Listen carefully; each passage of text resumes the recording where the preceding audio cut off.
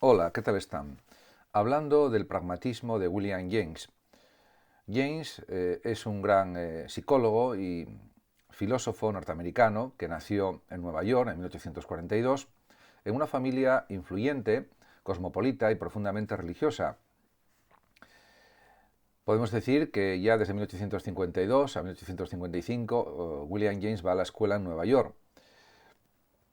Ya posteriormente podemos decir que en 1860, a partir de ese año, realiza estudios de pintura con William Morris en Newport, aunque después de un año se convenció de que no estaba dotado para la pintura e ingresó en la Universidad de Harvard y comenzó los estudios de química. En 1864 la familia de James se muda a Boston y William se dio cuenta de que tendría que ganarse la vida. Se inscribió en la Harvard Medical School. Podemos decir también que, por ejemplo, en 1869 recibe el doctorado en Harvard. Voy a citar solamente algunos hitos de su vida, no voy a ser exhaustivo. Por ejemplo, en el año 1876 es profesor asistente de fisiología y podemos decir también que en 1882 muere su madre en enero y su padre en diciembre.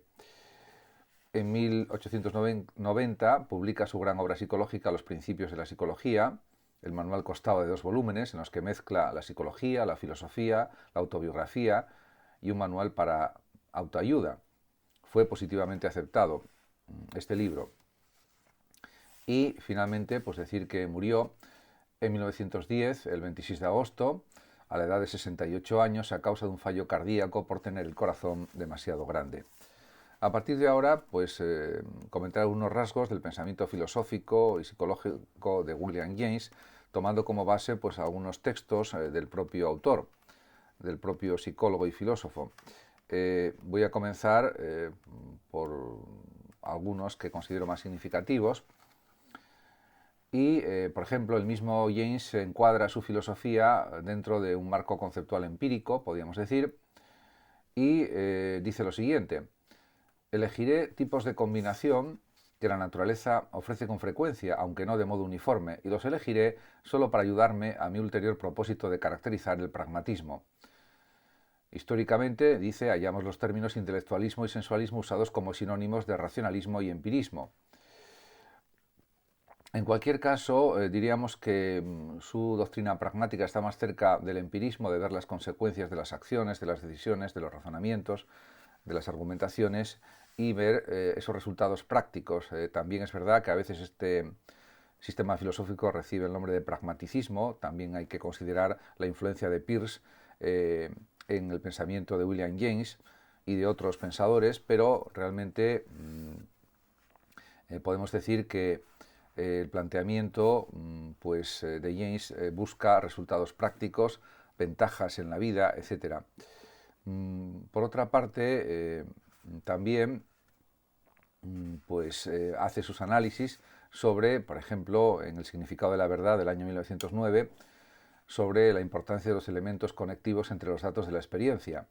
Y dice al respecto: el gran obstáculo para el empirismo radical en el espíritu contemporáneo es la arraigada creencia racionalista de que la experiencia, como inmediatamente dada, es totalmente disyuntiva y no copulativa y que debe existir una acción unificadora más alta para construir un mundo a partir de esta separación. En este sentido, pues parece que está señalando de una forma indirecta lo que realizó Kant con la crítica a la razón pura, que era una explicación de la unidad de las sensaciones dispersas, de las experiencias dispersas que recibimos a través de los sentidos, a través de las categorías, a través de los conceptos, en definitiva, a través de la forma del espacio y del tiempo, las formas a priori del espacio y del tiempo, fundamentalmente. Pero también pues el propio autor pues se explaya acerca de lo que es el pragmatismo. Y, por ejemplo, dice en otra de sus obras pues lo siguiente: una ojeada a la historia de esta idea les mostrará aún mejor lo que significa el pragmatismo. El término se deriva de la palabra griega pragma, que quiere decir acción, de la que vienen nuestras palabras práctica y práctico. En definitiva, con esto lo que quiere indicar el propio William James es que la acción en la vida es lo fundamental.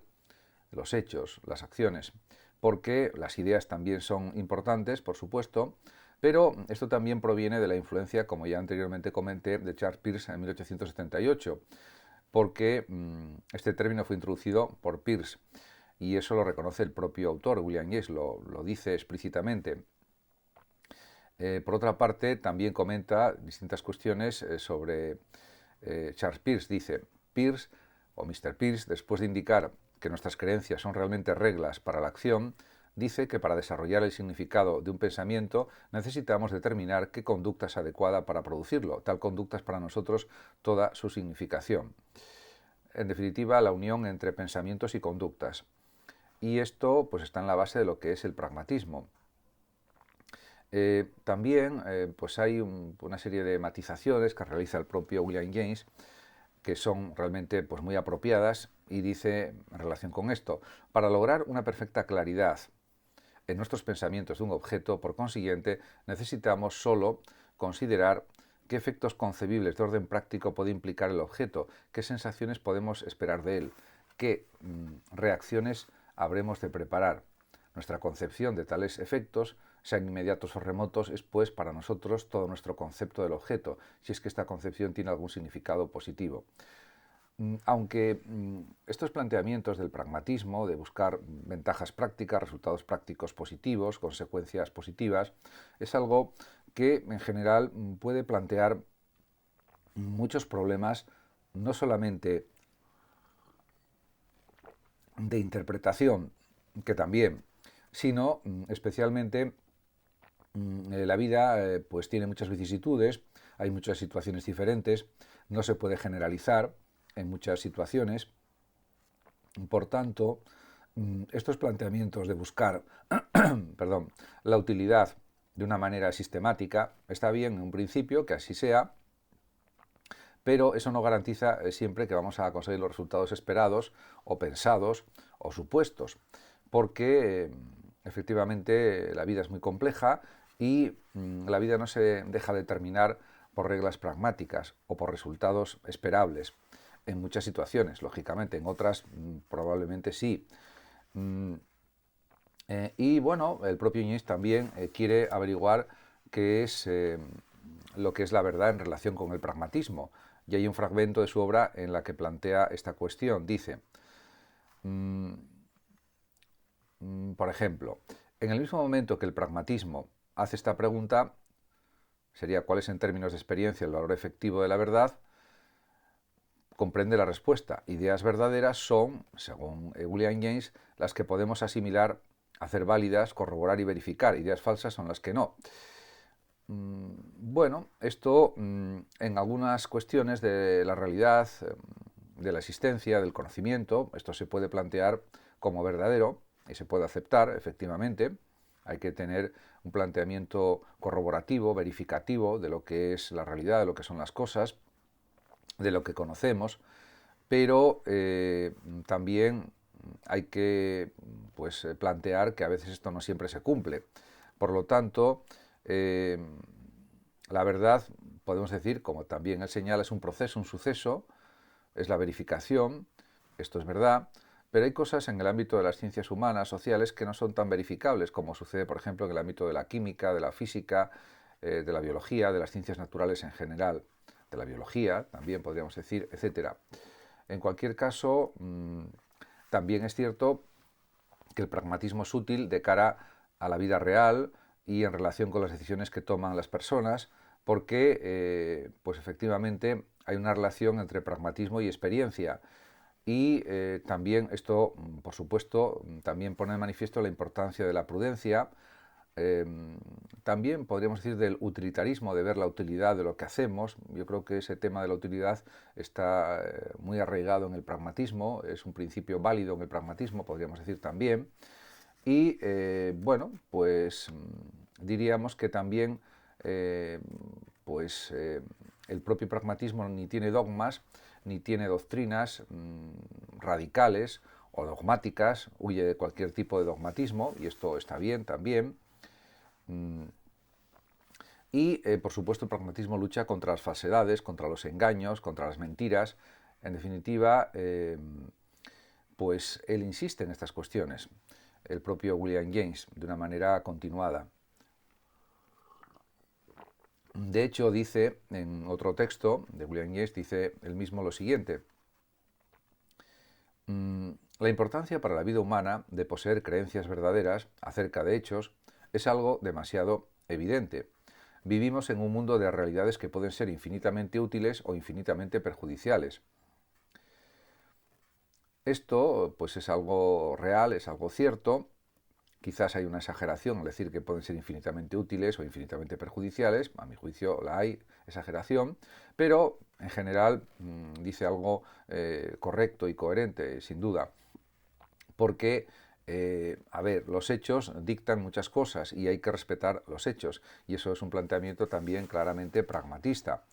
Aunque, por supuesto, también el valor práctico de las ideas puede ser analizable desde múltiples perspectivas y puede haber distintas cosmovisiones, distintas interpretaciones sobre la utilidad de una determinada situación, de un determinado hecho, de una determinada conducta. No es algo que esté establecido de una manera a priorística, como si fuera un teorema matemático, pero realmente pues también él reconoce que las relaciones entre ideas también son algo pues que hay que realizar y que es algo necesario. Eso también lo dice explícitamente. En cuanto al tema del humanismo, que es algo que impregna todas las ideas de William James y que pues está dentro de la experiencia humana, el humanismo, pues él mismo, William James, entiende que la realidad está hecha a imagen y semejanza del hombre. Y dice al respecto, William James: realidad es en general lo que la verdad ha de tener en cuenta. Y la primera parte de la realidad, desde este punto de vista, es el flujo de nuestras sensaciones. Las sensaciones, dicen, nos son impuestas sin que sepamos de dónde vienen. No tenemos ningún control sobre su naturaleza, orden y cantidad. Simplemente son, dice, no son ni verdaderas ni falsas. En efecto, diríamos que el pragmatismo es un realismo en toda regla. No es un idealismo. En parte podríamos decir que es un empirismo, pero sobre todo es un realismo basado en la experiencia, en definitiva en lo empírico también. Por lo tanto, de ahí la conexión entre empirismo, realismo y pragmatismo, podríamos decir. En cualquier caso, también pues él habla en algún momento de las partes eternas de la realidad, pero entre comillas eternas, porque la realidad no es eterna. Actualmente sabemos que el universo ha tenido un principio hace 13.800 millones de años aproximadamente y tendrá muy probablemente un final catastrófico.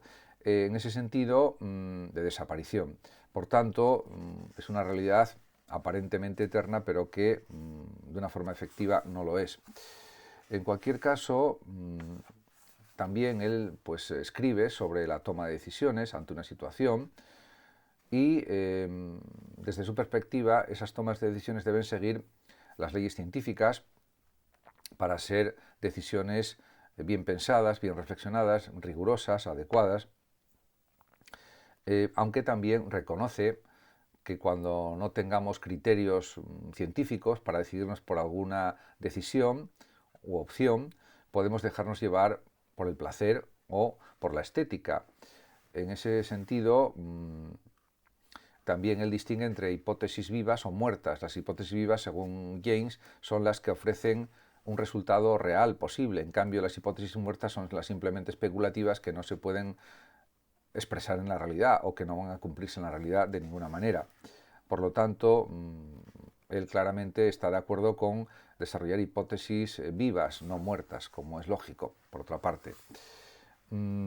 Realmente, también él hace otra clasificación de las hipótesis y dice que, y ahora son sus palabras, pueden ser también, aparte de vivas o muertas, forzadas o evitables, vitales o triviales, y para nuestro propósito podemos llamar una opción genuina la opción que tiene las cualidades de forzada, viva y vital. Con lo cual aquí está reforzando una especie de pragmatismo vitalista o vitalismo pragmatista, y racional por otra parte también, porque hay que saber escoger, decidir, analizar distintas opciones. Y claro, todo lo que ayuda a desarrollar mejor nuestra vida, para él es lo fundamental. Por eso habla de hipótesis vivas y vitales. Y también cuando realmente pues son las más adecuadas para nosotros y hay que evitar otras que son peores. Eso también es otra característica fundamental. Por otra parte, también para él está claro que no conviene caer en opciones o hipótesis triviales que no aporten significado, que no aporten, diríamos, beneficios para la propia vida personal, para la propia vida individual, y eso es algo que él tiene bastante claro. Y pone ejemplos también. Por ejemplo, un ejemplo que es muy característico y que está muy bien planteado es el siguiente. Dice James: si te digo, escoge entre salir con el paraguas o sin él, no te ofrezco una opción genuina, porque no es forzada. Puedes fácilmente evitarla no saliendo. De forma similar, dice, si yo digo ámame u ódiame, llama mi teoría verdadera o falsa, tu opción es evitable.